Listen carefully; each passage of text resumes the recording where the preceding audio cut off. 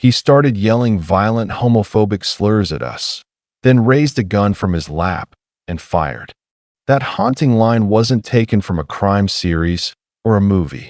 It came from a real post written by a real man, Tristan Kern de Gonzales. And the man he's talking about?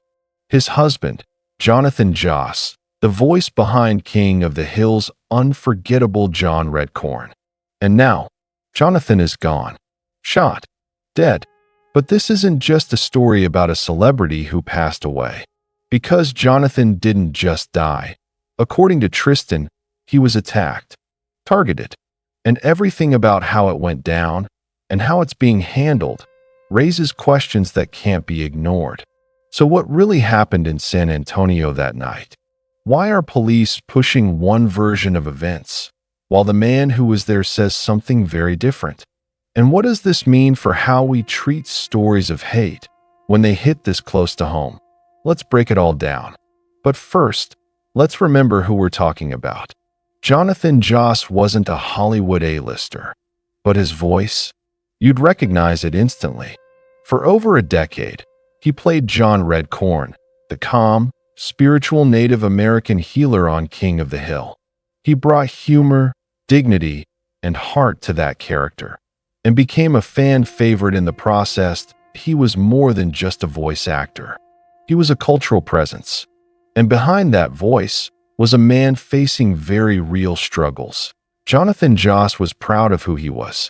He had roots in both the Apache and Comanche nations and made it a point to represent indigenous characters with respect and depth. His roles on shows like Parks and Recreation, Ray Donovan, and Tulsa King might not have been huge, but he made every moment count behind the scenes. Though, Jonathan was going through a rough time. Just a few months before the shooting, tragedy had already struck. In January, his home in San Antonio burned down. He didn't just lose belongings. He lost his dog and the last sense of stability he had. Jonathan later told local news that the home had no gas or electricity at the time because it had been vandalized. He'd been struggling financially. The fire left him with almost nothing. And then fans started a GoFundMe to help him rebuild. What is GoFundMe? GoFundMe is the trusted place to fundraise of what and who you care about. Without any pressure to hit your fundraising goal, it is a helpful tool to help you reach your target and confidently start fundraising. From writing your story and sharing your fundraiser, and to receiving the money raised. It becomes a trusted leader in online fundraising since 2010. That's why it became the top platform of choice to start a fundraiser.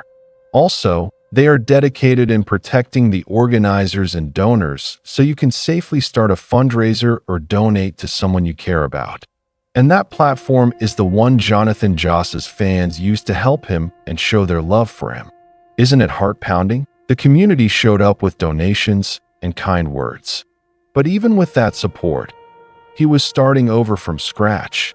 And through all of it, Tristan was right by his side. The two were married.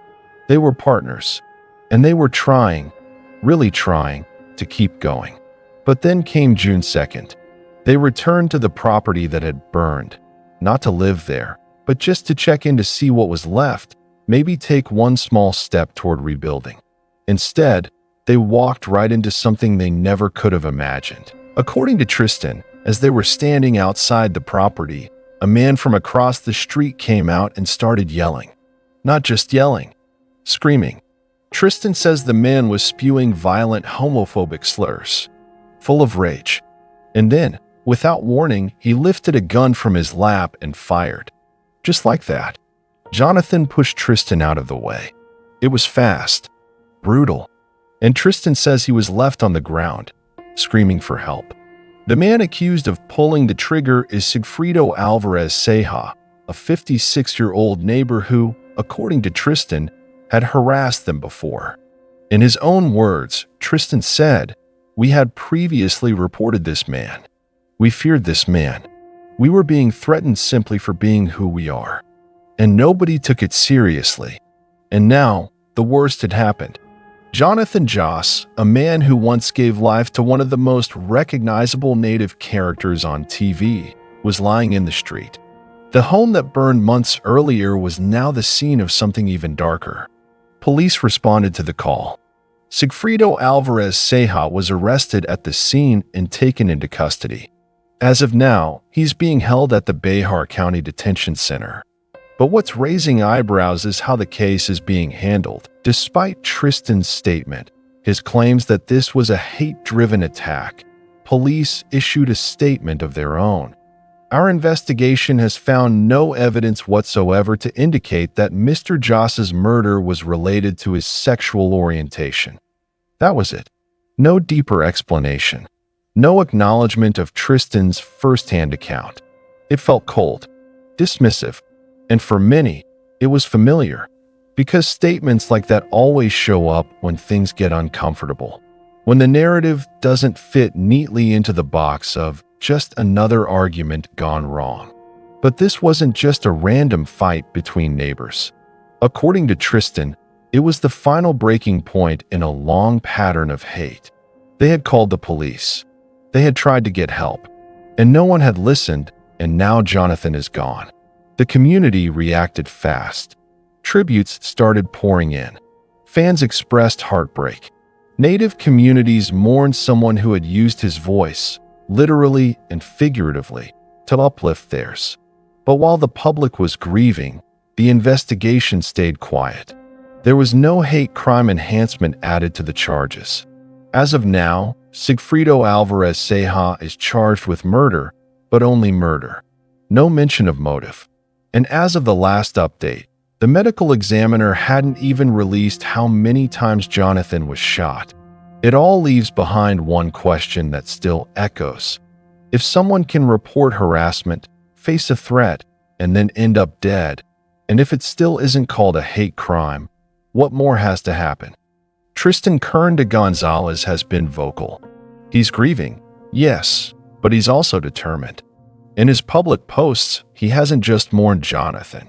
He's spoken out about the silence surrounding what happened. In one post, he wrote, "They said this wasn't about us being gay. That's what they're choosing to believe. Not what I lived through.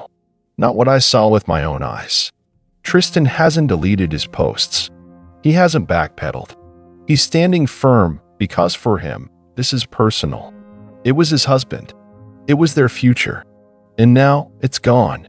Meanwhile, the GoFundMe that once aimed to help Jonathan rebuild after the house fire has shifted. It's now a memorial fund. People who once donated to help him stand back up are now donating to help lay him to rest. It's heartbreaking. The man who brought us laughter through Redcorn, who made space for indigenous voices, who tried to protect the person he loved, is gone now. And maybe the saddest part is he saw it coming. He and Tristan had reported the threats.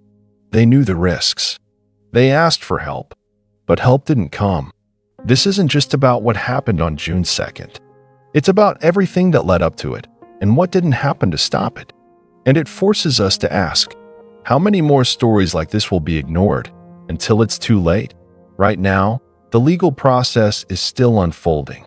Sigfrido Alvarez Ceja remains in custody at the Bexar County Detention Center.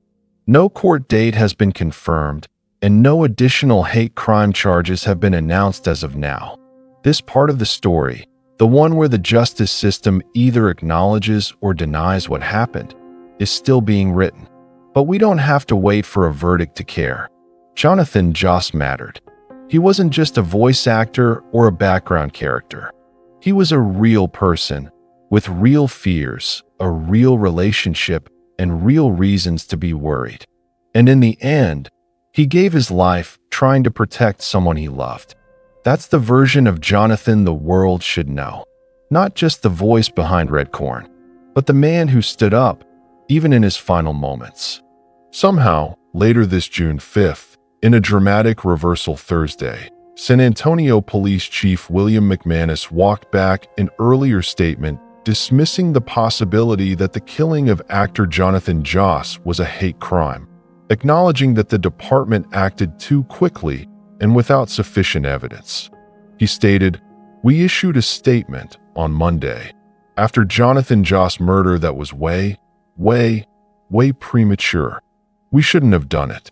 It was way too soon before we had any real information.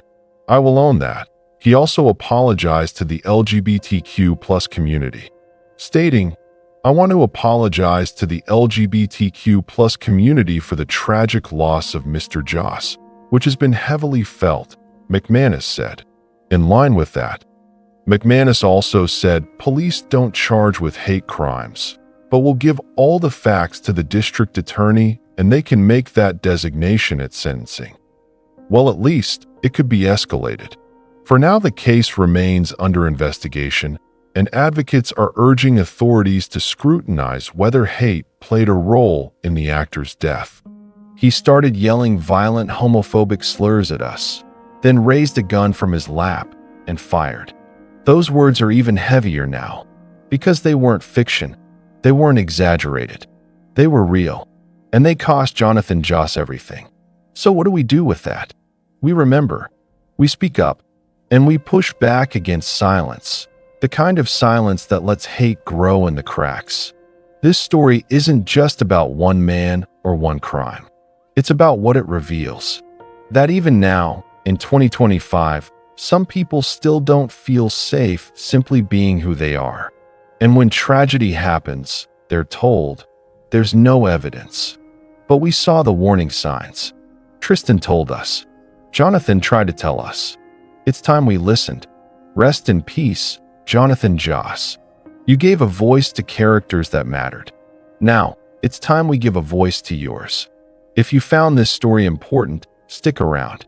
Subscribe for more stories that matter. Because remembering isn't enough. We have to pay attention before it happens again.